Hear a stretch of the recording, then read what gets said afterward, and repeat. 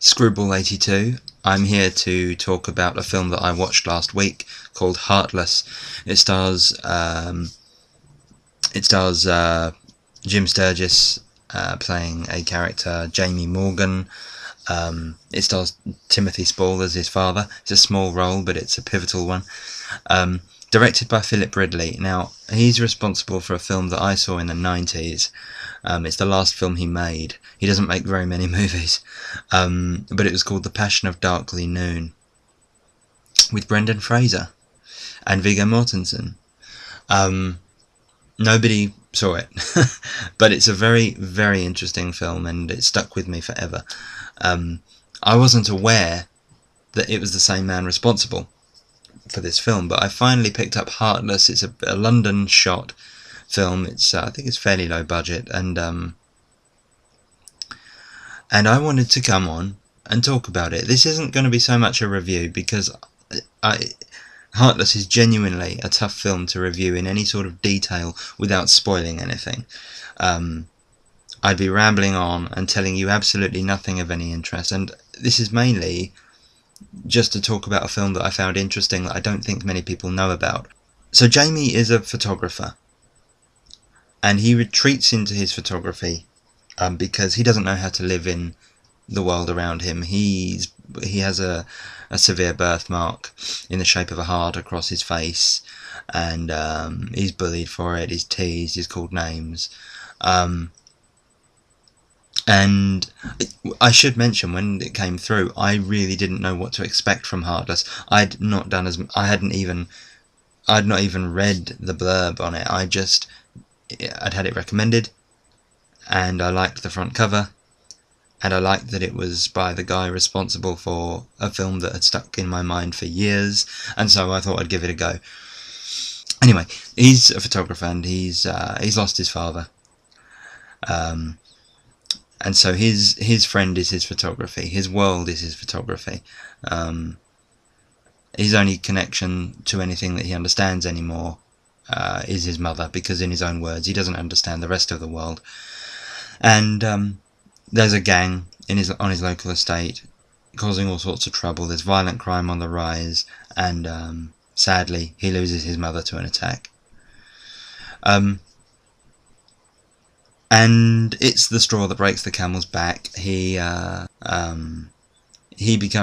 basically becomes convinced that the gang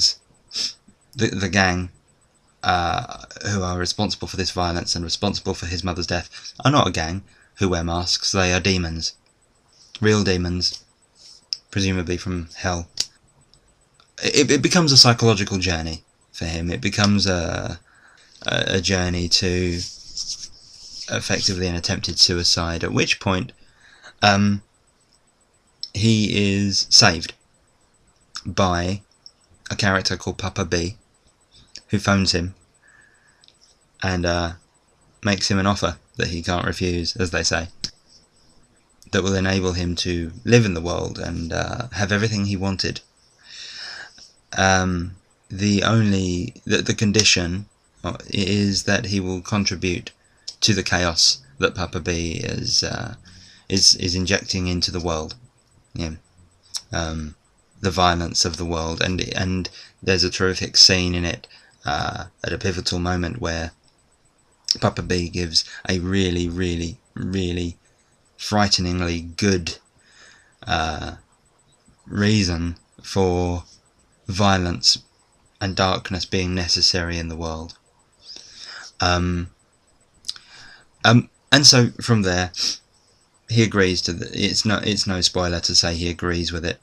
He agrees to the deal, and then it's not much of a spoiler to say, it's not what he thought. And it's no spoiler because upon reading the blurb, you actually realise it's a Faustian tale. It's based on the story of Faust. Which again I wasn't expecting. And this is what I will say about Heartless. If you're going to go and watch this movie, don't read about it. Don't read the blurb. Don't do anything other than watch this review, hopefully. really going cold, because there's been comment apparently that some people see this film as a story that the director made up as he went along, and it's clearly not the case. I can understand that viewpoint, but that made it fun. That made it really good. What they mean by that is the film has twists and turns aplenty. It's got all these different touchstones of genre touchstones, and yet it's not a film that looks confused. It's not one that doesn't know what it wants to be. It just has its fingers in different pies, and it does it really expertly. It's shelved as a thriller, as a horror. It's a bit of a mystery. It's actually a bit of a. It's really also at times a satirical dark comedy. It's certainly a social commentary and a social drama. It's a character piece. It's a psychological journey, and it's really, really, really interesting as a film. Now, I know when you say interesting, often the interesting is often a substitute for I wanted to like it, but I couldn't. And often interesting is kind of a poisonous word when you're talking about any art, really, I tend to find. You know, if someone says something's interesting, the alarm bells always go off slightly. In this case, it genuinely is interesting. I was really captivated by the film. It's nowhere near perfect. It's, you know, there are certain things that are unresolved in a way that I wasn't so keen on. There are lots of little things that I could pick holes in, but the overall effect of the movie was so captivating and so exciting and so visually arresting and so layered. Metaphors aplenty and imagery really, really well thought out, and like I say, it's kind of a horror, but I didn't really see it as a horror. I saw it more as a sort of a psychological thriller, and lead performance by Jim Sturgis really, really good, and genuinely moving and beautiful moments in it as well. Now on IMDb it's got 6 out of 10. I gave it 9. I'm thinking of reducing it to 8. I think I might have been a little over generous with 9, but certainly no lower than 8. Now I am aware that I'm not really giving you a great deal about the story or specifically why it's good, and this will only make sense if and when you see it, but it's hard to say why it captivated me without spoiling your experience, in the same way that a David Lynch surrealist piece is hard to pin down. It's that same sort of thing. Now, that's not to say it's anywhere near as inexplicable or immediately inexplicable as, say, Mulholland Drive or Inland Empire, or Lost Highway, but I do draw the comparison. If Lynch did a British horror film set in London, he might do something close to this. Hitchcock is a big influence on Ridley, and you can really see it in a lot of the scenes. He himself is quite surprised that people don't pick up on the Hitchcock influences more. And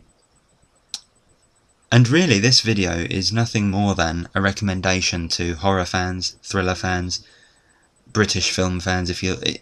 The photography of London becomes such a character in this movie. I can genuinely say I don't think I've seen London, the London that seems so familiar, the London that I know, that I walk around at night when I go up there, on the screen.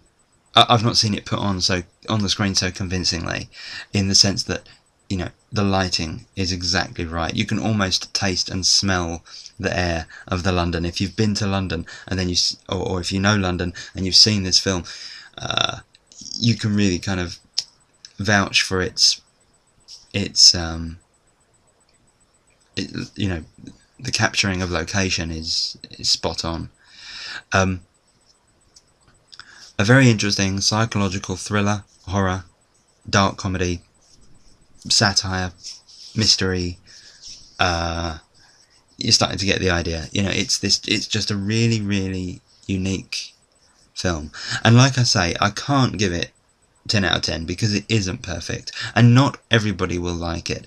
But I think I wanted to make this video because it's one of those movies that just kind of went sort of unnoticed, and it's just going to slip away. And if you haven't had it recommended to you and you haven't checked it out, people who are fans of this sort of film are going to have missed out. And so if you're into David Lynch, Hitchcock horror, if you're into that kind of very artful, expressionist sort of cinema, genuinely exciting, I don't know where this is going kind of film, you know. It's a labyrinth of a story. It's a great idea, really well put on screen. And I am aware that, like I say, I'm not really reviewing the movie because it is a hard film to talk about in any specifics. So like I say, the video is more of a recommendation.